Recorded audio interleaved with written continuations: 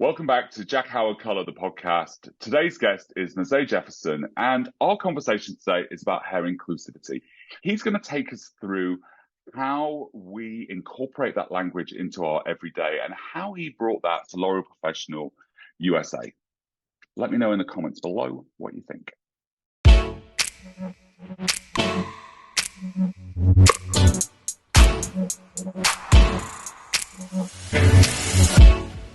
Welcome back to Jack Howard Color, the podcast. Today's guest is Mezei Jefferson. I'm really pleased to have Mezei on here. He is the Assistant Vice President of Development at L'Oreal Professional, which we're going to go into at some point. We're going to really get into that.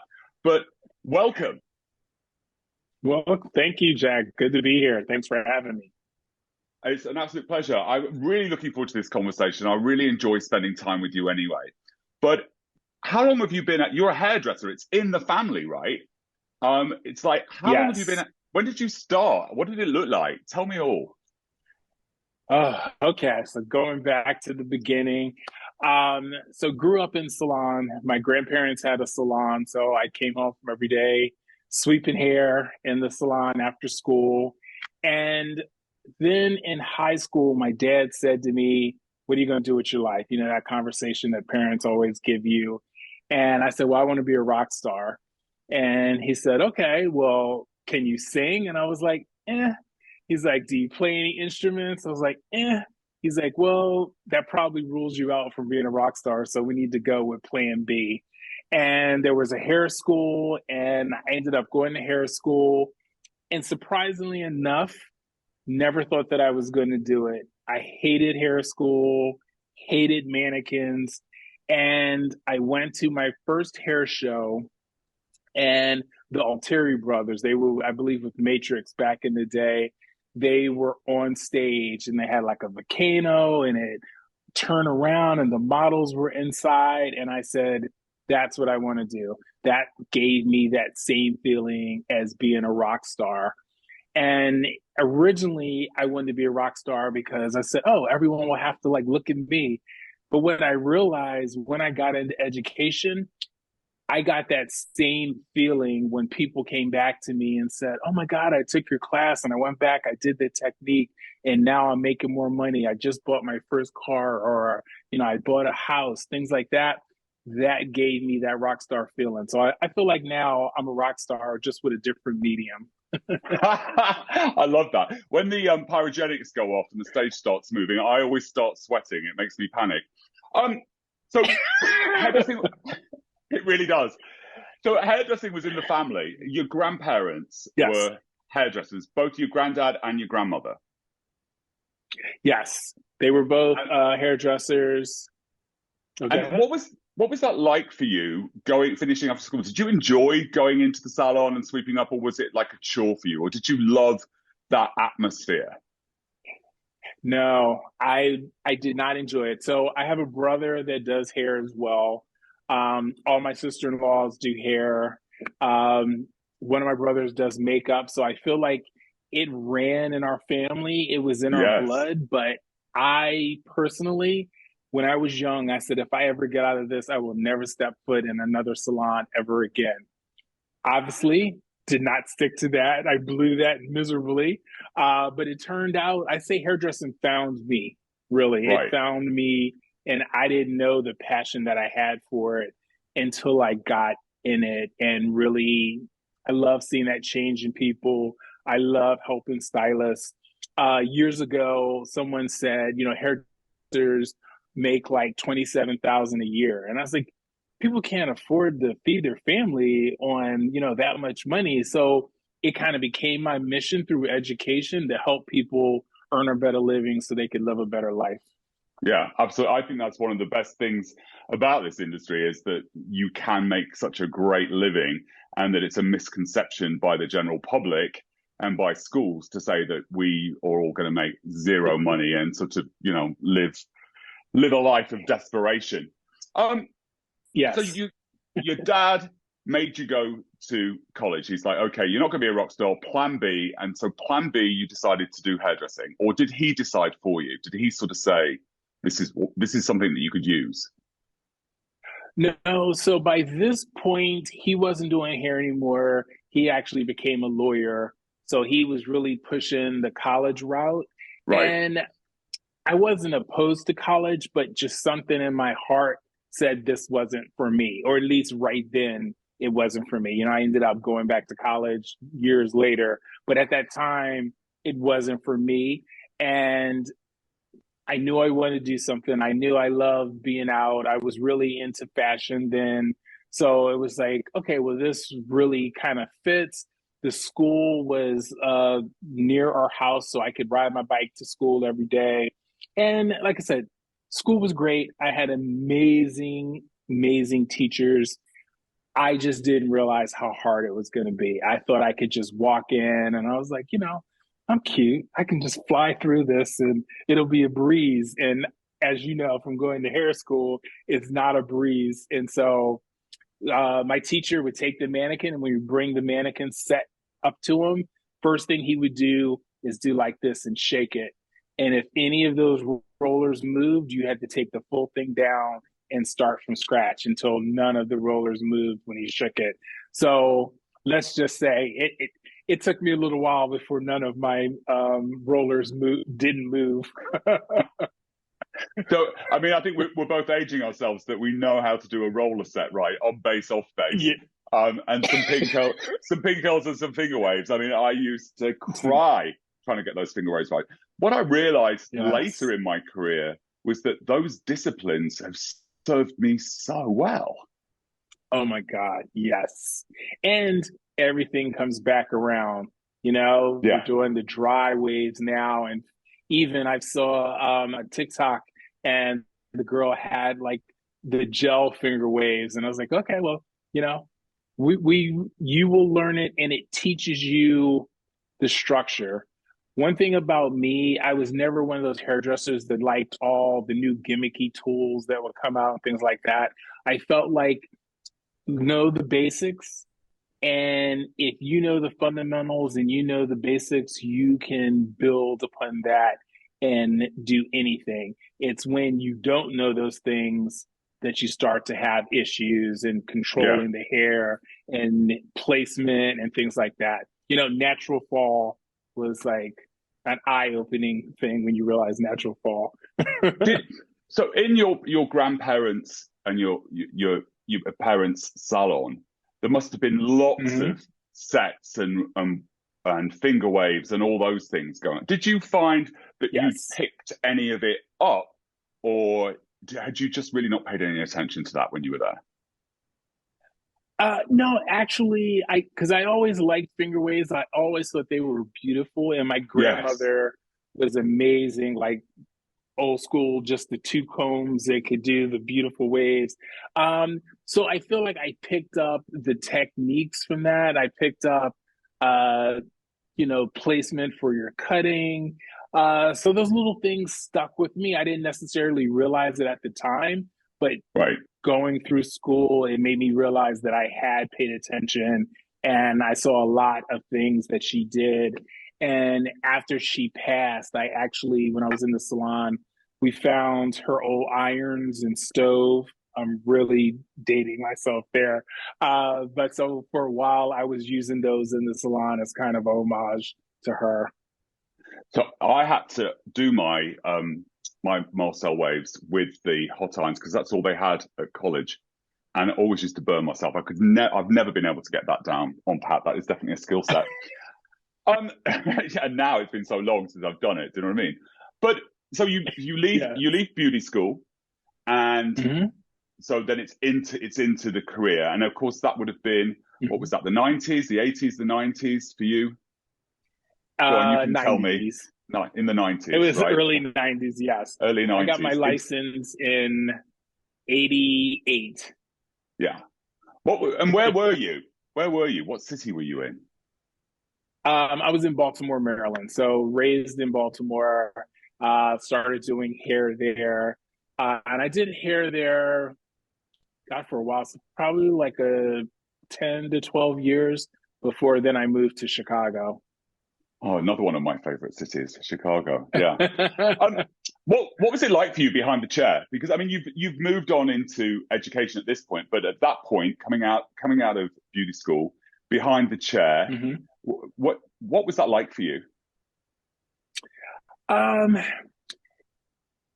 I enjoyed the salon because even though I'm an introvert, I'm good with people. And so I won't say it was easy for me to build a clientele, but one of the benefits for me building a clientele was I was the only male in my salon. So a lot of the women came in and, wanted a guy to do their hair. Um, so that I feel like that helped me. And I knew a lot of people, back then I was out and about in the clubs and scenes and all that. So all of the girls would come and get their hair done. They would start telling their friends about me. And then I really like a lot of the dancers in the area would come to me for extensions and things like that. So I feel like extensions is really kind of is where I started building my career. And then I became a colorist, nationally certified colorist. And that really put me to the next level because I worked in a color focused salon. Um, so it helped. And we were near a mall, so we would just go around to all the stores there in the mall. And I would go to you remember merry-go-round, the clothing store merry-go-round. So I would go to the merry-go-round and like Victoria's Secrets, because in my mind, if I could get those it girls from each of the stores to come to me, then they'll do all of the work for me because everyone's going to go to them and say, "Oh my God, who did your hair?" And Yes. so I went in and I just looked, prettiest woman in there, went up to her and I said, "Hey, come get your hair done. If you like it, you can keep coming to me. And if you bring me 3 friends each time, I'll give you a discount." And she was like, "Each time?" And I was like, "Yes, you can get a discount every time you come as long as you keep feeding clients to me." Between those 2 stores, it really built my career. And then also, Can I what really can I put it, yeah, go ahead. can I stop you on this because this Of is course. brilliant. It's pre-Instagram and it's about hustling, getting out there and getting it girls. And I still think that that's important today in the salon, right? Get those key people, the Yes, women, the for me it would be women, the women that I want to come to me, get a few key ones, and they bring all their friends. And it doesn't matter how big your Instagram page exactly. is, that's how you make money. It's so simple. And we were taught that. And I feel like somewhere that conversations got lost. Yes, it did. It got lost, and then social media came, and everybody felt like, "Oh, I don't have to do this. I can just have a pretty page." Pretty page is good, don't get me wrong, Yes, but you still need that one on one, that personal experience. And Instagram is great for getting you a wider reach. But if you want people around your salon, it's that word of mouth and it's those it girls that are really the ones that are going to bring you your business. absolutely. And I've always believed that it doesn't matter what town, what city, what village, wherever you are, there's always an it girl. There's always, there's always Yes. one. It's like high Yes. school, right? It's like high school, and Exactly. and that's the way you do it. I love that. I love the story of how people build a clientele because we all kind of build it in the same way. But you said that you became a color specialist in that you Yes. started because the salon was color focused, and of course in the 90s being a colorist is very different to in 2022, 2023. In the 90s, hair, dressing, cutting, and blow drying was still the big thing, and colorists were all shoved in the basement or the back of the salon, there weren't many Mhm. salons that had specialists. What pulled you into color? Um, so I've always liked the kind of science around things, and I felt like color was one of those things that I truly didn't understand. I knew how to do good color, Right. but I wasn't a colorist. You know what I mean? And Yes. so what I learned about formulation and about the hair texture and looking at the hair as a fiber and the levels, all of that came together. And I was like, oh, color is really easy. It's almost like one, two, three. You take all these steps, you're going to end up with your results. And at the time, I started doing stage work. My brother and I would do stage work together, and his discipline was design. So he was a cutter, and I would usually just end up styling his work. And I was like, well, we have a colorist backstage is doing our color models. Like we should, if we're a team, it'll look good. I can color them. They can move over to your chair. You can cut them, and then we'll style them. So it was really kind of that showpiece that got me interested more into it.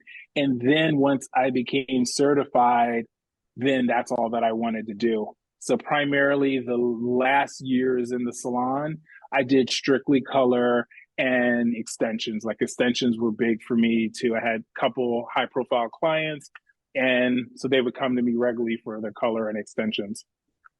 Brilliant. So becoming an all-rounder and then specializing in something. I love to hear those kind of stories. And the stage work with your brother, pardon me, stage work with your brother obviously sort of ignited that education piece in you. Yes, yes, it really did. Education was very big for both of us. And we toured around, did a bunch of magazines, did a bunch of shows, and that really helped the salon as well because it excited my clients.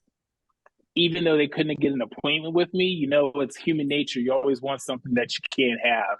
So it's almost like not being in the salon helped me because new clients would call up and it's like, oh, well, he has 2 days next month. And they're like, oh, he must be really good. Let me, go in there. And I always say in our business, it's kind of one of the few industries where definitely you want talent and you want skill, but it's also, you have so many people around you that have talent and skill. It's your dog and pony show. If the person beside me, the dog and ponies are, running through pools of water, then my dog and pony show, I'm going to light a hoop on fire and they're going to jump through it. It's just, it's just making it because people come to the salon. I think when they come to the salon, their hair is actually one of the last things that they're coming for. They're coming for that camaraderie. They're coming for that therapy session, and they happen to leave with great color. So building that show around them and making each client feel special and feeling like your full attention is on her or him is what really helps you build that clientele and have people coming back. I never thought it was one of those things I've got to work 7 days a week, 14 hours a day. It was really like when I started working less is when I started really doing more. I'm a great believer in the 360. I mean, I talked about this on an earlier podcast. The whole kind of from the moment you walk in to the moment you leave, and the whole experience. I think that's what people come for. Great hair, but they'll leave because if those other things don't fill the needs too. So I love that. Exactly. So into brands you go. So you've got this rich, diverse, and successful career, and then on the road is hard, right? We know if you've ever done a hair show, I just say it is not as glamorous as it looks for those 30 minutes that you're watching that person, because we're usually up at 6 o'clock or 5 o'clock, and it's like there's so many hoops that you have to jump through, and then you don't leave when you get off stage. That's just the beginning of the end, which goes on for a few more hours, and then maybe a plane or the next day. It's doggedly tired. Yeah, it is. It is. People always say that. They're like, "Oh my God, you have such a glamorous job," and I'm like, "My job is glamorous for that hour that you see it. It's all the other things around it that drive you crazy." They do drive you crazy, but we love it, and that's the difference. So making the leap from doing it all. So I do a little bit of this, I do a bit of that, I do that and the other, and I love the diversity of it, and it's full and it's enriching for me. But I started off completely in the salon, and that's how I love the opportunities that this career gives. And you obviously doing all of those things, and then you shifted into full time into working with the brands. Was that an easy move for you? Because I know that you talked about not going back to college, but then you went back to college because it's a different skill set needed to work full time for a brand, isn't it?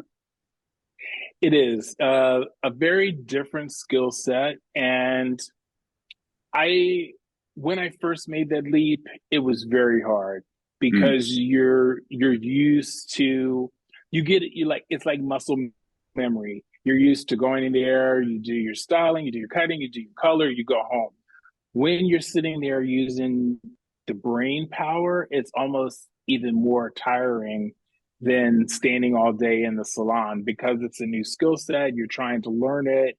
You're trying to think of it from your hairdresser hat and then also taking that off and putting on your brand cap. And how is this going to build a brand? How do we magnify this so everyone can be a part of it? Different skill set, but I feel like a lot of stylists that make that leap, it really benefits them because they can wear two hats versus someone that is, no offense to any marketers, but like if you're doing marketing, you're marketing that brand, and when a new product comes out, you just move on to the next product. Your skill is how to market it, not exactly the skill in the product. Where with going corporate for hair, you have that hair skill as well as, okay, now how do I market this to the masses? So when I'm with a brand, I always know when I'm talking to somebody who's a hairdresser as well versus somebody that's never done hairdressing. And it's a big difference, isn't it? It's a big difference. And no offense to anybody that isn't a hairdresser in the industry, because the industry is so diverse, which is brilliant. So you made the leap, and was it color that you focused on, or was it the whole thing when you first made the leap? So when I first made the leap, it was color, definitely. And so actually what it was at the time, Ulta Beauty was starting their education department. They had, if you're not familiar with Ulta, they have the stores and they have salons inside the stores. And at the time, it was very segmented. Yeah, it was very segmented. So I came in to really build up their education side. And the reason that they brought me in was because they wanted someone, they were taking on Redken. At the time, I was a Redken artist, and they thought it was easier for a Redken artist to come in, learn Ulta culture to teach for the salons versus sending somebody from Ulta to learn all the techniques and bring it back. So that was my first lead, built up their education team. When I got there, there was like 3 educators. And then when I left, they had a whole team of like 35. Wow. So we would do all store openings. We created education for all of the stores. Each year we would do a collection, and then we would teach to that collection to all 200 stores. So it was a massive opportunity. And a massive job. So much. And a massive job as well. My goodness. From 3 to 30 something, that's huge. That's a lot of juggling plates, isn't it? Yes, it was. But there's where I really learned the business side of it, because there were so many people, so many great people there that understood business and didn't understand the salon. So it's kind of, I taught them salon and they taught me the business side of it. And I was there almost, I think, like 9 years, and really wanted to get back to the East Coast. And, from my Redken days, I just, reached out to some people, and they're like, oh, well, there's a job opening. And I was applying for a position with Matrix, And it didn't come about, but what came about, looking back, was great as well, was the Dark and Lovely, Carol's daughter, on the consumer side, was looking for um, someone with my skill set, because they still had professional lines, but their professional lines were like Sally's professional, not like salon centric professional. Right. So really got to understand the consumer side of business there as well. Well, that's a whole nother ball game, isn't it? I mean, walking down aisle 7 at CVS can get very, very confusing. And as somebody Yeah. that used Dark and Lovely relaxers for a long, long time, because got this widow's peak and I used to get the Dark and Lovely out, and everyone would look at me Uh-huh. really strangely, but it was like, it worked. It worked for me. Then I'm Yes. not recommending that now, but I'm saying that that's something that I did.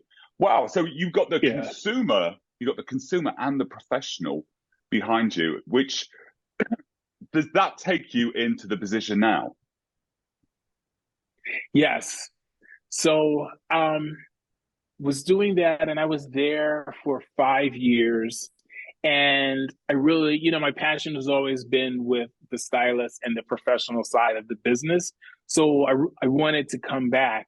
And once again, just reached out to connections. Connections in this industry are everything. Build those Everything. relationships. Yes. Build Yeah. those relationships, foster those relationships.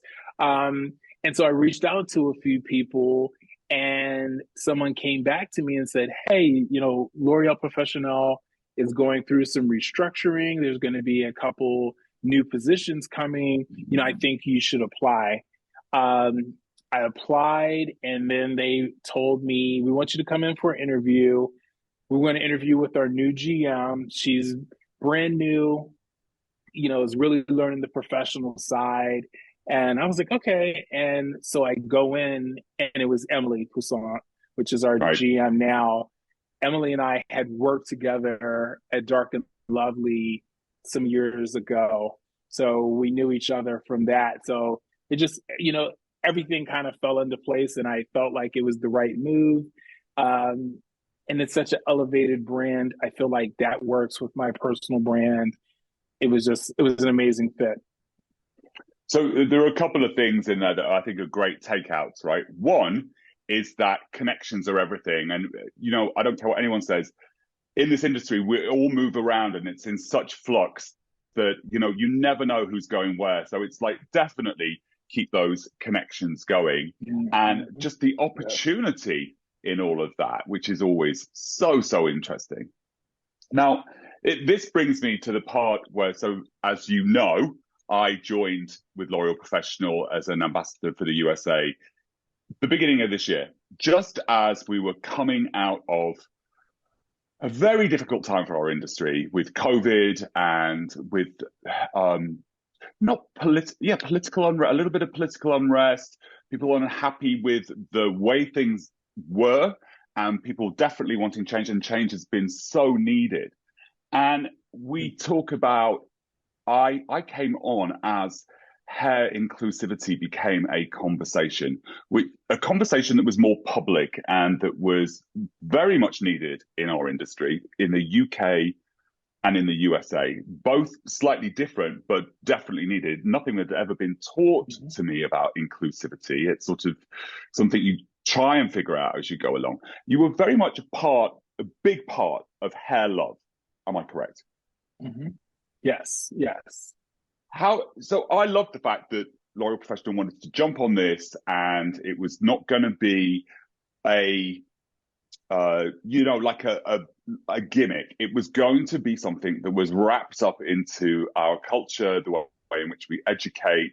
But bringing that to Yes. fruition cannot have been an easy task, right? Because the way in which I understand it, and you correct me if I'm wrong, right? And like Yeah. keep me on the straight and narrow. So when we talk about hair types, it's one, two, three, four, A, B, C. I didn't even know that. Nobody ever taught me that at school. I got taught that on curly hair, if you had a tight comb and you pulled it down, it would jump up. So use a wide tooth comb. That's about all I got. Admittedly, it was 40 years ago, and I've learned stuff along the way. But it was never a conversation that and this is where I think it's interesting. It was never the conversation was there, obviously, because there are tons of people with higher curl formations than me, but it wasn't one that I thought I needed to seek out because it never dawned on me, which is my inherent racism somewhere in there. It has to be. And I have to acknowledge that. But how did you get it so right that it is so easy for me when I talk about it now, and it's so easy for me to go into a room and talk about it honestly, as a hairdresser, and also as a white guy, and also as a colorist, and to stand there and say, okay, so this is, and I can go into my spiel, and it feels really authentic and really honest. How did you get that so right? And it's like, we never had that before. It's like, it's brilliant. Do you want to talk about that a bit? Sure. So first off, thank you for that. I appreciate that a lot. Like you said, the conversation was out there, but I feel like before, if you were not a stylist of color, you just kind of said, oh, well, there's people that do that. I don't really need to learn that. And I don't think, and I know you said, racist. I don't feel like it was racist. I just feel like you really, your world view is kind of whatever is around you. And if you're in a place that maybe there isn't a lot of people of color or a lot of people with that formation of hair, it's just kind of like out of sight, out of mind. Now that the world is really getting bigger because of social media, everything is melting together. Curly hair is set to become like the prominent hair texture with like in the next 30, 40 years. People now are looking at it differently. And then also with unfortunate happenings, in US politics and the George Floyd incident, a lot of people said, oh my God, I don't know anything about this. I need to learn more about it. So that's kind of where the conversation came from. And as a brand, L'Oreal Professionnel said, well, what are we going to do about it? And me being part of development or head of development, I said, what I don't want to do is I don't want to check a box and go, oh, look, now we're diverse. And, because a lot of brands just take a dark skinned girl, color her blonde, put her on a poster and go, oh, see, we're for everybody. But what I wanted was to have that education and the understanding behind it. So you in the salon could gain a whole new clientele that you didn't even know that you needed or that was missing.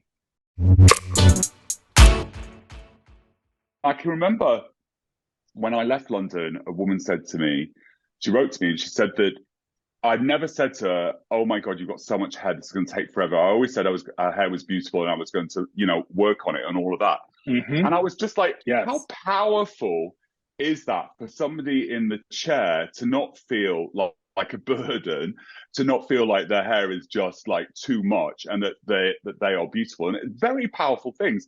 Yet, our industry as a whole has only just kind of said that, that there's nothing wrong with having a box braid, that there's nothing wrong, the Crown Act's been passed, that in the UK, you've got to learn all different textures now. In the USA, lots of states have started implementing that. And for a product company to do that as well, it's such a powerful tool to give people.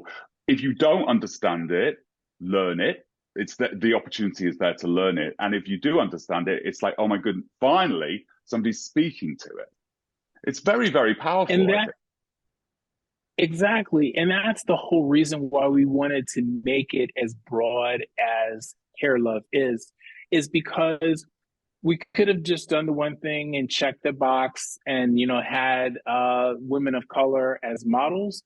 But our thought process was, let's help these stylists out there that possibly don't know what to say to that consumer, but Mm. wants that consumer to come in, or that doesn't really know how to finish the hair.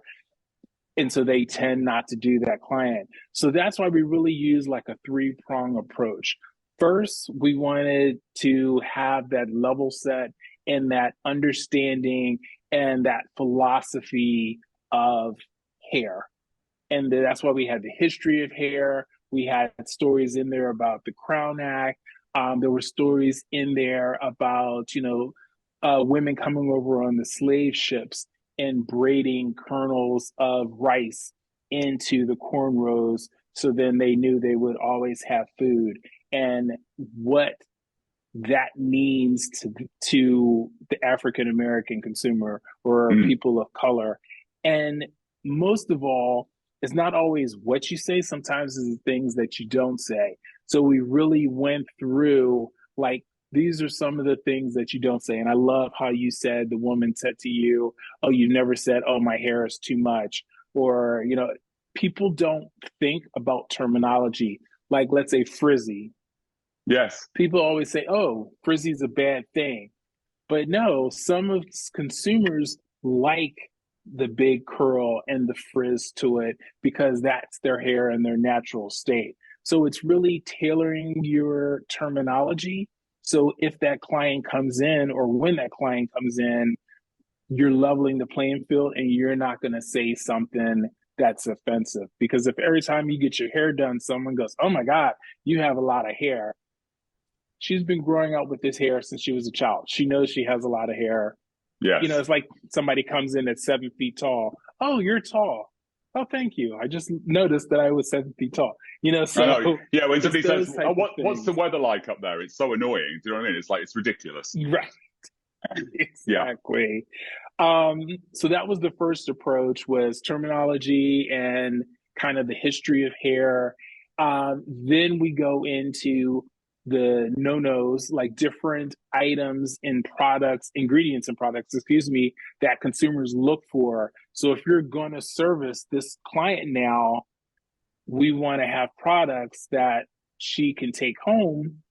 So we want to make sure these ingredients are in there, or this list of ingredients isn't in there. And then the last approach is really giving people that technical skill, showing them how to formulate for their color for the higher formations, or showing how to style the hair.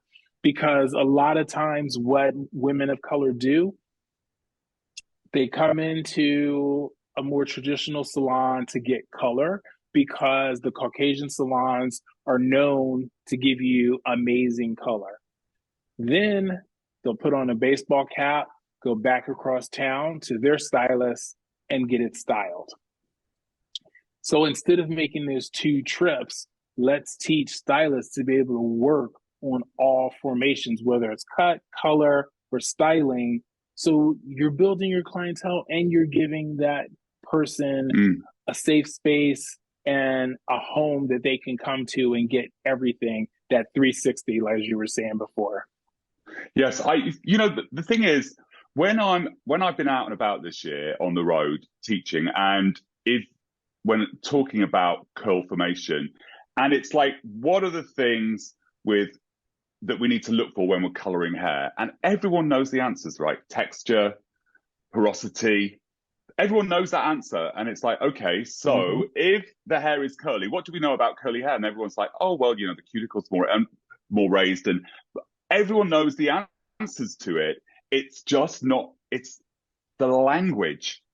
And everyone trips up on it. And I personally, it makes me nervous. I don't want to make a mistake. I don't want somebody to feel uncomfortable in my chair. I don't want to be, I'm definitely not an expert on anything, right? But I know what I do and how it works. Right. And so I love Right. that. And I mean, I love hair, and I love getting my hands in hair. I love seeing it dressed, I coloring it, all of that. And to have the language that helps me come across better to someone is so important. I wanted to ask you though, why did you decide to go from 1 through 4 but go through 1 through 8? Okay. So, and that's really an easy answer. So, I love you know it. how colorists, we have our language where we talk to each other. If you go in, you say, okay, she's level 5, you're going to use the 3.1 for your color. Yes. And a colorist is like, oh, got it. So, with hair, the 1 through 8 is the professional language. So if I say a level 8, if I say a level 1 hair formation, you always know it's going to be straight. If I say an 8 hair formation, you know it's going to be a tight curl coiled hair. Yes. The consumers create, before hairdressers really caught on and created that language, consumers had already created a language. So actually, Oprah's old hairdresser, Andre Walker, he created a line of products. And in the line, he created the 1 through 4, the ABC. He actually created that for his product line for you to formulate what you needed to care for your hair. Stop it. The curly can, Stop yes, this. This is I didn't know that. yes. That He created that. that's not hairdressing language. That is language created for a consumer that we all took on board. Wow. Well, at the time, it was created consumer, but just for his product line. And so years later, when the natural hair movement really took off, the natural hair influencers went back, found that chart, and started using that to speak to each other with curls. Like if you Google 4C hairstyles, a bunch of Yes. stuff will come up. The natural consumer is a very talkative consumer. They reach out to other people because, you know, when you have curly hair, and I tell this and this levels the playing field, when you have curly hair, you have the same problems, whether you're loose curl or tight curl. The tighter the curl gets, the more exacerbated your problem is going to become. But you're going to have frizz, you're going to have dryness. So when you say that, then all curly girls are like, oh, okay, doesn't matter what I look like, doesn't matter what my skin tone is. I know I have this type of hair. This is the product that I need. So Right. from that, we took that, and the 1 through 8 is more the professional terminology. We're like the 3B, 4C, and all that is the consumer technology, or to me, terminology. But reason we incorporated both in the hair love, I need to be able to talk to you and you understand what I'm saying. And sometimes we need to talk where we don't want the client to know all of our secrets. So the 1 through 8, we're talking. When we're talking to the consumer, then we speak their language, the 4A, 4B, 4C. But if you lay the fours, ABC out, it still equals up to the 8. Yes. I like 1 through 8. I was like, oh, that's so easy. But then when I go back to the UK, I've got to do 1 through 4. And do you know what I mean? So it's like I'm like, oh, juggling with that. But it's like it's okay, I can manage it. It's not Yes. it's a first world problem.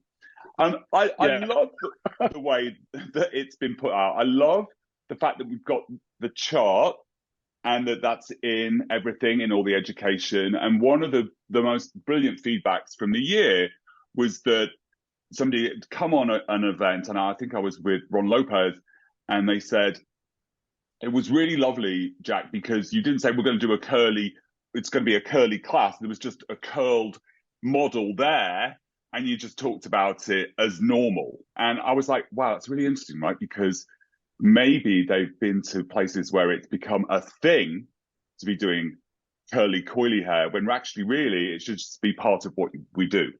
And it's a big Exactly. shift. It's a nice shift, a really nice shift. It is. It's a big shift. It's a nice shift. And there's so many stylists out there that do not understand how to work with all hair formations, and they get scared. Mm, Or, like I said, clients have to jump around and go to different salons to get that one thing. And it's like, how much easier would it be if everyone just learned to do all hair? You know, and I say this, when I went to a school, I didn't do any. African American formations until I was in the salon. In school, did all straight, some light wave. That was it. Um, but then I had to learn all of that. So I could go on any set and do any type of hair. But the same isn't true for someone that's not a person of color.